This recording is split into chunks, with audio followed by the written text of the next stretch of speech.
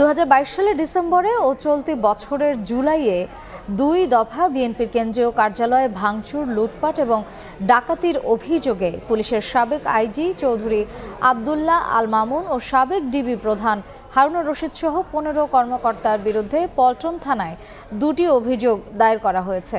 দুপুরে পল্টন থানায় আলাদা অভিযোগ করেন বিএনপির কেন্দ্রীয় কার্যালয়ের মামলা ও তথ্য সংরক্ষণ কর্মকর্তা, পুলিশের সাবেক পরিদর্শক মোহাম্মদ সালাউদ্দিন খান।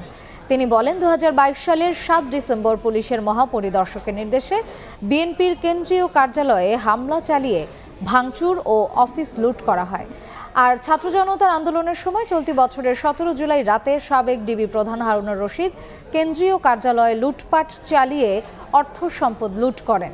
সারা দেশে পুলিশ ও আওয়ামী লীগ যে নির্যাতন চালিয়েছে তার বিচারের দাবিতে মামলার কথাও জানান বাদী।